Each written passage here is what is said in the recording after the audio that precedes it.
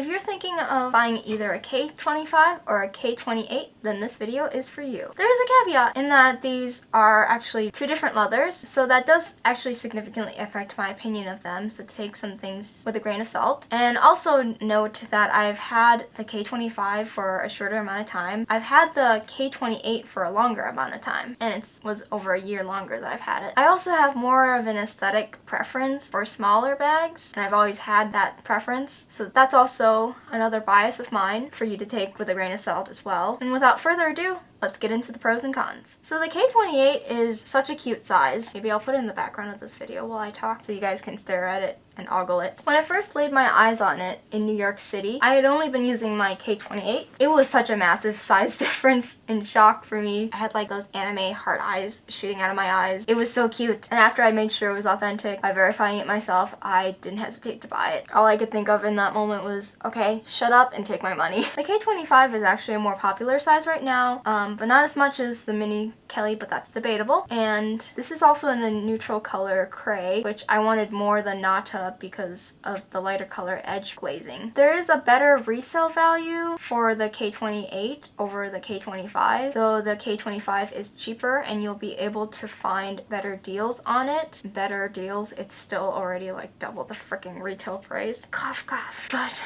if you're not picky about size and you don't mind having a little bit more room, then that is a sensible solution. The K28 has a pro of being super roomy, especially in vintage box. It's already been used, like there's a lot more give in it. You know, the leather's been worn in, and leather softens up when you wear it in. Compared to the Epsom, which is spankin' new, it is still very stiff. The K25 is a lot easier and a lot more buttery to open compared to the other one. Though it is almost too soft on the K28 because the sangles are all soft and floppy now, and the Epsom ones stick out awkwardly at like an angle, like a tree, when they're not fully clasped. The K28 is my go-to when I want to chuck in larger things like a notebook for notes and stuff. I can just slap it in there, slap my phone in there, and I don't have to worry about Tetrising everything in. The leather and size really lends itself to the advantage here with the K28. It's a lot more carefree and casual. The K28 is also a classic and it's been around for a while. The K25 is actually a recent addition by Hermes. The K25 is not likely to go out of style, and you're more likely to be able to find both modern and vintage Kellys in that size, but not so easily a K25 vintage. If anything, the K25 vintage ones would probably cost more than the modern K25s,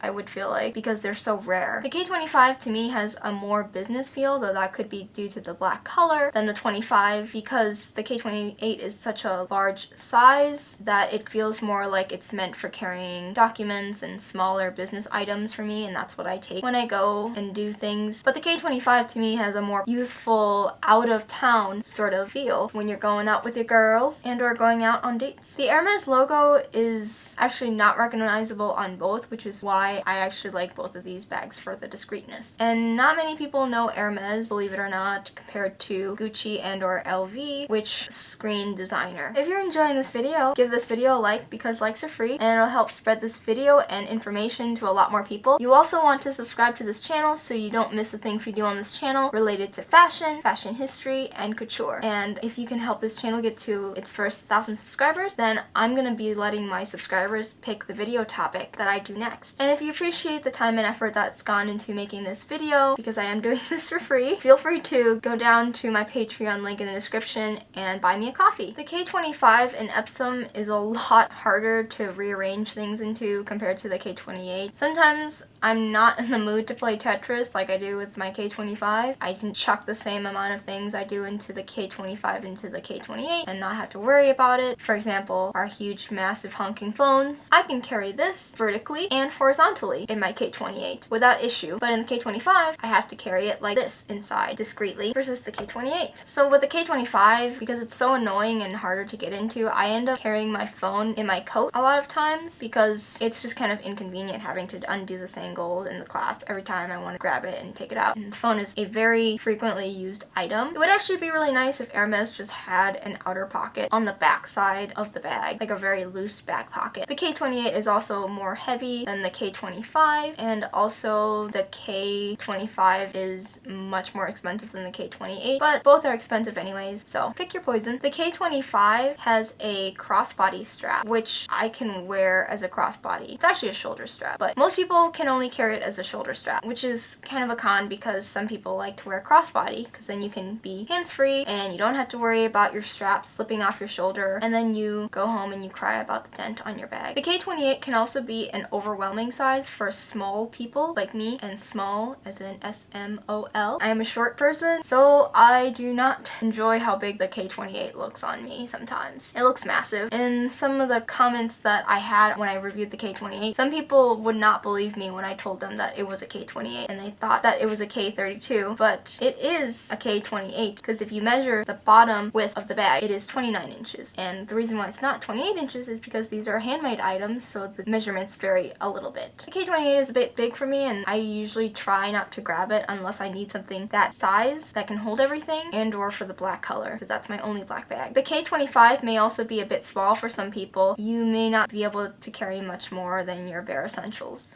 So now let's talk about the modern versus vintage Kellys, what the differences are. When I first bought the K28, I thought it was a fake bag because none of the photos of the modern ones that I could find matched up to that. But then I realized it's just vintage Kellys, that's just how they are. And they have a different engraving on the sangles, as you can see, as well as the stamps and the serials kind of moved on these bags too. So the vintage one has a stamp on the back of the sangle versus the modern one has like the year stamp on the inside of the bag on the side, and the modern one actually has a string of numbers and letters to actually identify that bag specifically. Kind of like Chanel, where they have a serial code for each individual bag. The bottom feet are also different heights, as you can see here. The great thing about vintage bags is that you can see how well leather of specific kinds that Hermes does age over time. Box doesn't really seem to age quite great in my opinion, but that's also because this bag is actually very beaten up compared to some other bags that are younger than it. A lot of the vintage box bags you will find are 20 years old, so they're vintage, but barely. In order for something to be vintage, I believe it has to be at least 15 or 20 years old. And this bag is coming up on its 60th year, I believe. 59 or 60th year. I made a video about it last year, and it was in its 58th year, I believe. We don't quite know how well Epsom ages yet, I feel like, because there's not that many Epsom vintage bags on the market. Cellier box ages a lot better than Cellier Retourne because of all the Retourne bags I see on the used market. They just become a saggy, sad puddle of leather.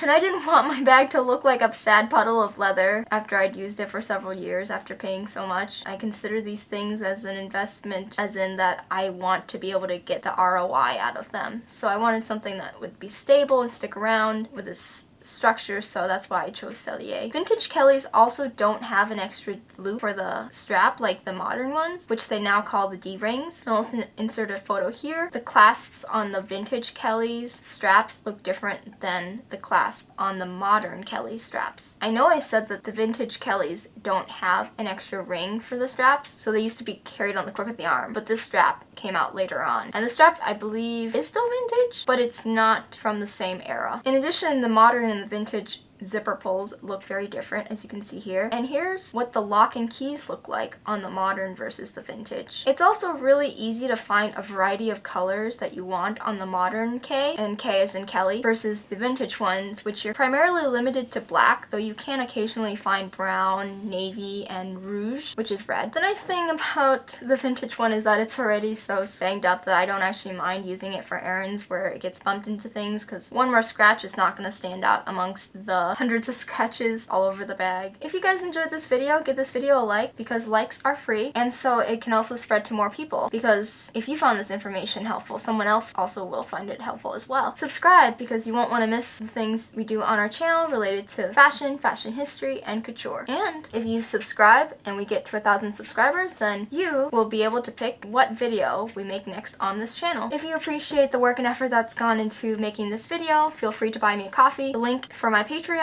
is in the description down below. That's it for now. I'll see you guys later.